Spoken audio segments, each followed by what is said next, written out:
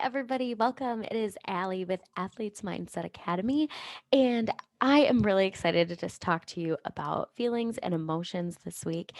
This entire month is about that. And last week, Coach Amy actually shared a pretty good story about sharks with her or with all of you. So if you have not listened to that, I highly suggest that you go back onto IGTV and you listen to Coach Amy talk about her shark encounters.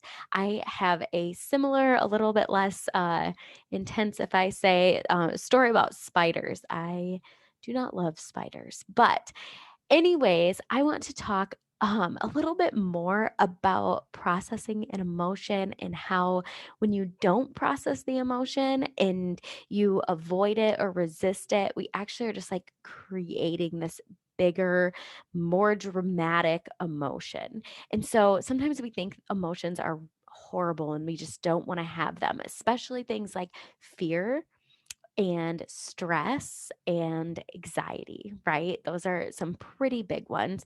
I like fear and stress because I have some examples. Like if we had zero fear, then we would just walk out into moving traffic with no concern what would happen. So my point there is we're supposed to have fear because it's there to protect us and to save us. There are just times when maybe our life isn't in danger that we have fear and our brain doesn't realize the difference. So, fear, it can be amazing, right? Now, stress, very similar. You're like, what do you mean? Stress is good? Well, think about this. If you had zero stress in the world, you're like, right now, you're like, oh, this would be pretty amazing. I want that. But truly think about it. What would you do? I would do absolutely nothing. And do you really want to do nothing? Do you really want to do nothing with your life? Or do you have goals that you want to try and achieve, whether it is getting good grades in school or getting a raise or whatever it might be? There are so many different options.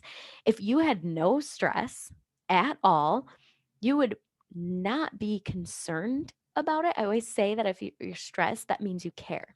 So let me talk to you about how avoiding these emotions actually can just make them worse, and they seem worse than they actually are. So let's start with stress. When I had exams back in college, I would get really stressed. I put a lot of pressure on myself because I wanted to do well and I wanted to get certain grades, and that was important to me. So, once again, I was stressed because it was important to me. If it wasn't important to me, then I probably wouldn't care. So, if I stress, I care. So, I really care about my exams. So, what would I do? Because I cared so much. I was so stressed. And then I was mad that I was stressed. And I thought that was bad that I was stressed.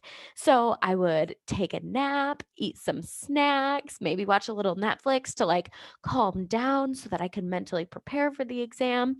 And then it is what, 10 o'clock at night, haven't done anything to help myself prepare for the exam. So, guess what? More stressed. So then maybe I stay up late trying to study for this exam and I'm not getting good studying in, and then I'm not sleeping well.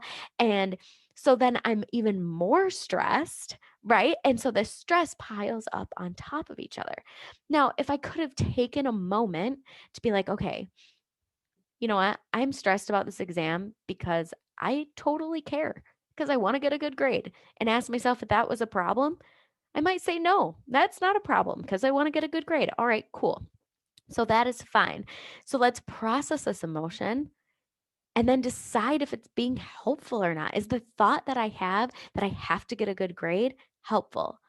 And if it's not, then I can choose a new thought and do something to provide energy towards actually studying rather than avoiding this emotion and resisting this emotion. So another example people use are if you have a beach ball and you push it underwater, then if you keep pushing it, the farther you push it down, when you let go, the higher it's going to explode up. So me putting off studying for that exam by Netflix, avoiding the emotion because this stress was so horrible, right? Then I'm pushing it down farther and farther and farther. So then once it gets to the exam, the breaking point is way bigger, rather than if I have this stress, and I acknowledge the stress and understand why, and then choose what I want to do with it. Do I want to react to it? Do I want to resist it? Do I want to avoid it? Probably not. I want to feel that stress, allow it to be there, and then be able to make decisions.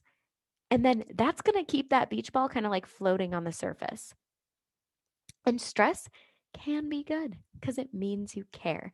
So, once again, if you didn't listen to Coach Amy talk about fear, please do that. It's an amazing story. I love it so much. I really think it clears things up. And then, in addition, think about what are some of these negative emotions that I need to learn how to feel rather than avoid, and really work through that, because let me tell you, it is so much better dealing with stress now because I know what it feels like. I know how I want to react to it, and I can make choices and not let that fear overpower me. I get to make the decisions. So, tackle those big emotions. Don't let them control you. You're actually in charge. It's fun. It's way more fun when you're in charge. So have an awesome weekend, and I will see you next month. But keep following to learn more about emotions. Bye.